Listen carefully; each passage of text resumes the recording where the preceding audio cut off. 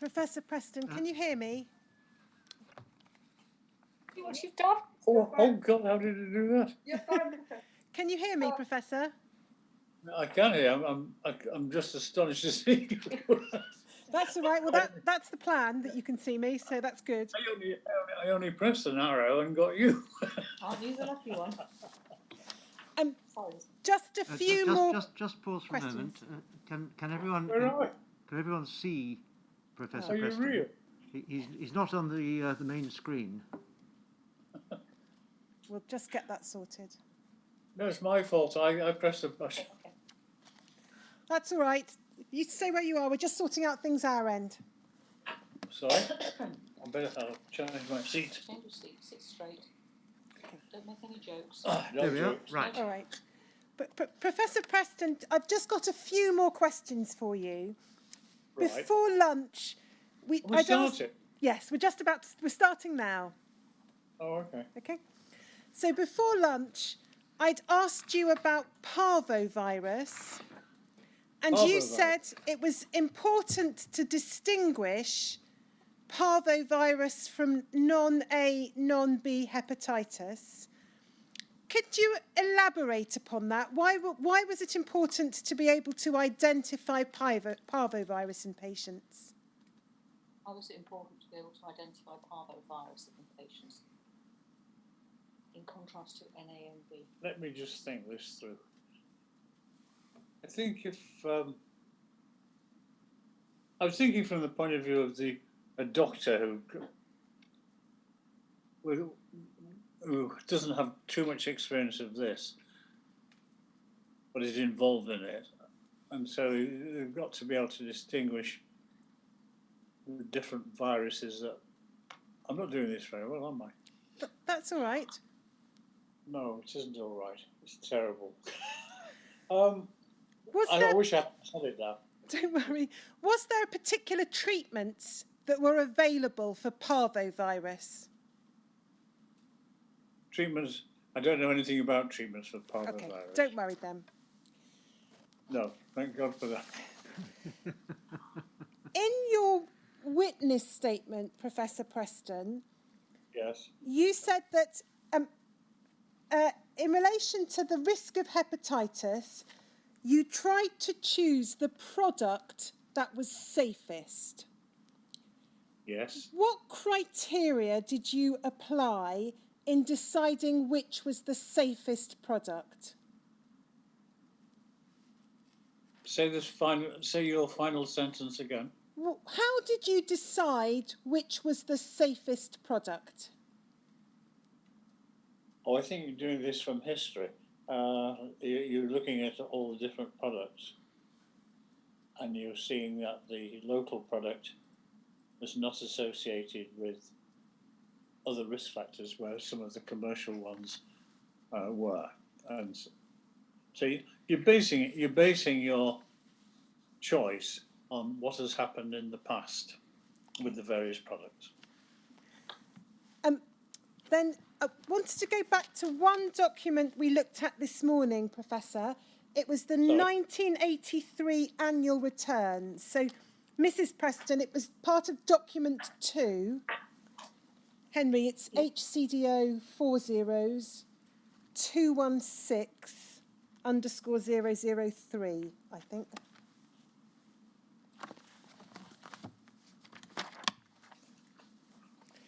It's also up on the screen, Professor Preston.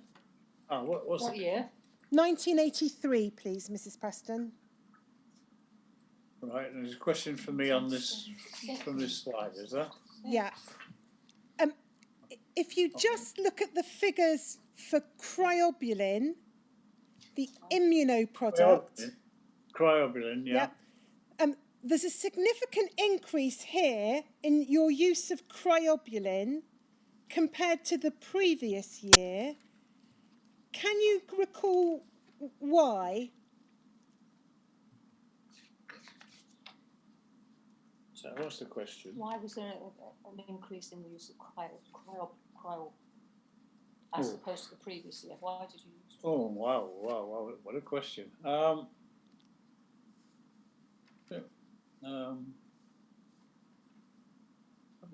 dear. What is it?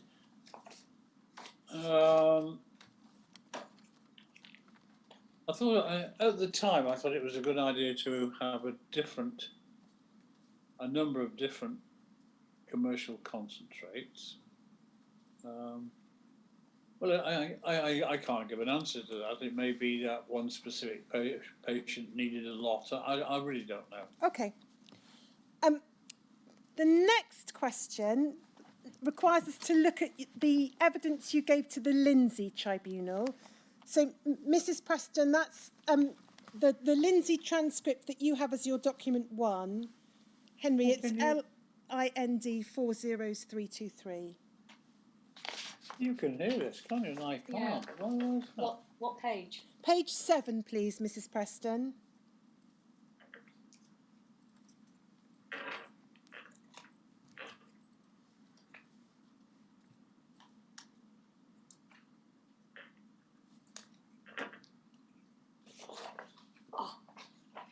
Good thing you came. It is, isn't it? It's for you. The question's to you, not No, me. it's not to me. Oh, sorry. It's to you. So, Right, I've got a page in front of me. page 7, I hope you've got. It starts Yes, at it's got page 7. Great. Yes. So about 4 or 5 lines down, you give an answer. So we were involved in a study using the Armour product, and we enrolled our first patient in April 1984. In fact, we treated 2 patients in rapid succession with the same product. And then you're asked what was the heat treatment protocol, and you say it was a dry heat treated product. And then you're asked what it was heated at, and you say it was a low temperature for a short period of time, 60 degrees for 24 hours. And then you were asked what was the result of that clinical trial, and you said the result is that we had 2 very ill patients with hepatitis, and that was unusual in itself because most cases of acute non-A, non-B hepatitis are patients who are very frequently asymptomatic. These 2 people were particularly ill, which concerned us greatly, so we withdrew from the study. Right. Professor Preston said that's the study of heat-treated products using the Armour product in 1984.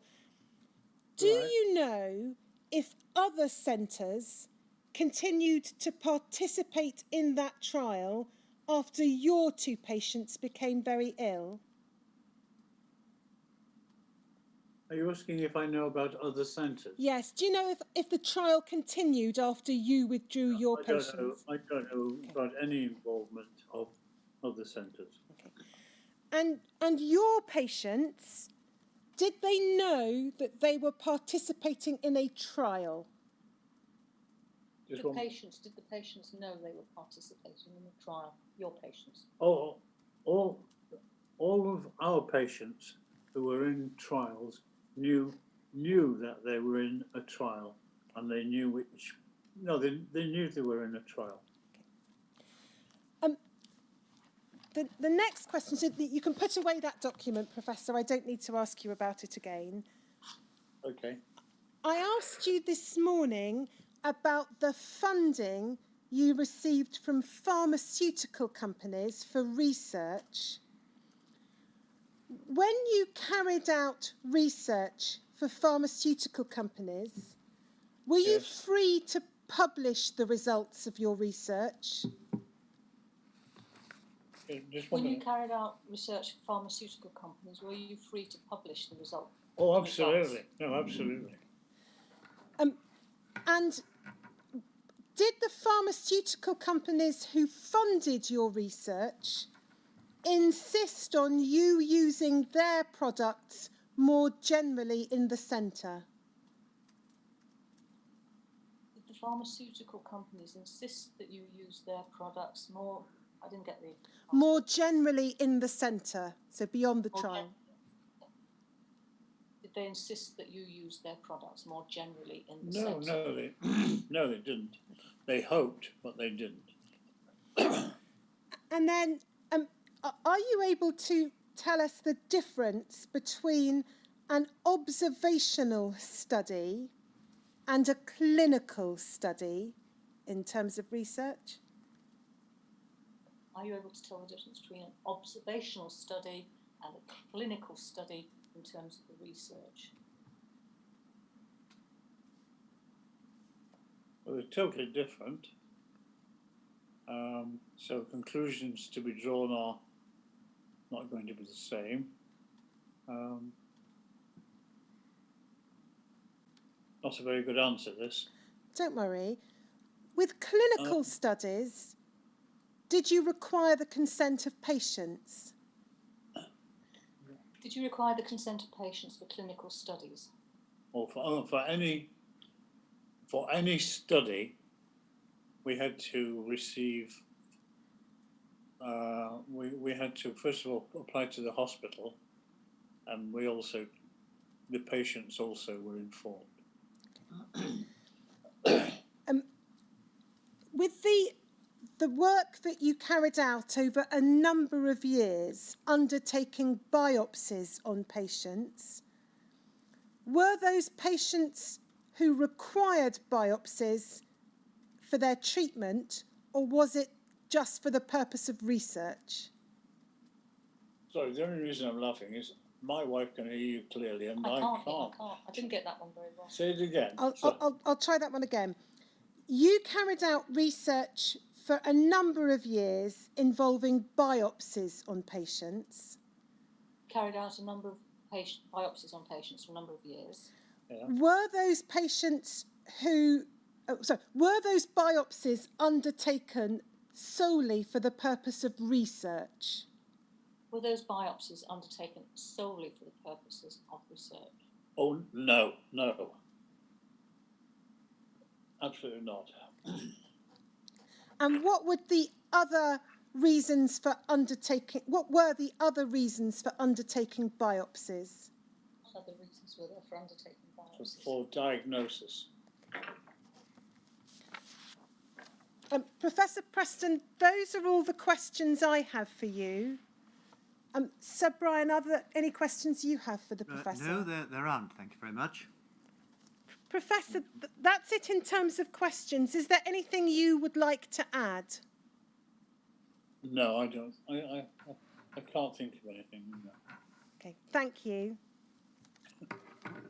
Well, can I begin by thanking Mrs. Preston, who we have been able to she's been invisible, but we have been able to hear her, and it's plain that she's been a very great assistance to you and to us. She said at one stage... I've lost my calling. Well, I think you have, but you have a very plain view that every man needs a good woman. And yes. I think my wife would be entirely in agreement with you, and unfortunately she's absolutely right. So I'm delighted to say. So thank you very much for doing what you've done for us. I won't say it's been a pleasure, but you know what I mean.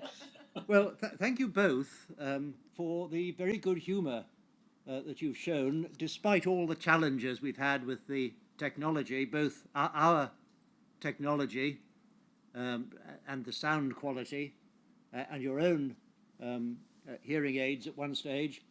So it's been an experience, I think we can say. Thank you very much. But you've borne it all with remarkable good humour and to our great advantage. And I'd just like to thank you, Professor, for giving evidence and being prepared to do so and helping us in this inquiry as you have others in the past. So thank you, and we shan't need to hear from you tomorrow. So that is the end of your involvement for today. Thank you. Well, thank you very much, both of you. You've been very kind and very helpful. Now, So we... yes? So, it's me now. We're not proposing, therefore, to sit tomorrow because we were going to run on to Professor Preston's evidence if needed, but we won't be needing that, and it'll be Professor Hay on Wednesday and Thursday. Yes. So I'm going to say goodnight to those of you who are here in a moment, but I promised earlier this morning that I would say something about this inquiry's response to the proposals which are to be put before Parliament on Wednesday. And it's this. I recognise that this is an uncertain time. More people than ever have been following the inquiry's hearings from home, and I expect that many of you, I'm talking largely to those who are watching online, but also to those who are here, will be wondering what the tighter restrictions that have been coming into force across the UK and are expected to be in place in England from this Thursday, 5th November, what they will mean for the inquiry. The first point to make is this. Many people have been waiting years for the answers this inquiry is tasked with delivering. The inquiry's work is too important to wait. Our hearings will proceed as timetabled. However, there will be some changes. Ms. Richards and I will be in the hearing room to take evidence from witnesses online. Our questioning will be just as robust and fair as if we were taking evidence from someone in the hearing room.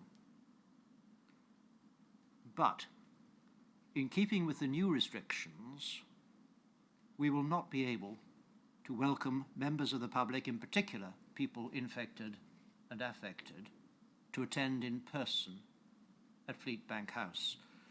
I wish it were otherwise. But given the matters we are investigating, we, of all people, must not contribute to the spread of infection. The recognised legal representative of a witness giving evidence may choose to come to Fleetbank House in person. However, other recognised legal representatives and journalists have in many cases been following proceedings remotely already, and we ask that their colleagues do likewise unless it is clearly essential that they be in Fleetbank House. We will, of course, continue to stream the hearings on YouTube and on the live broadcast. We are also hosting a meeting online after each week of hearings for people who would like to talk to other people infected and affected about their experience of watching those hearings. And if you'd like to find out more about that, please get in touch with the engagement team.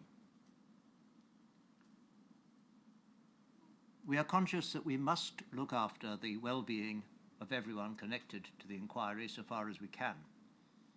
So the inquiry's confidential psychological telephone support service will remain open to anyone who wishes to talk to them. We'll do what we can to ensure that the restrictions do not delay the progress of the inquiry. We have announced indicative hearing weeks into the spring, and we will continue to announce new witnesses when they have been timetabled. Once the restrictions have eased, I hope that it will once again be possible for inquiry participants to come to the inquiry's hearings in person, albeit with the safety measures and social distancing that we have become used to. Until then, I hope that you and those whom you love keep safe. Thank you.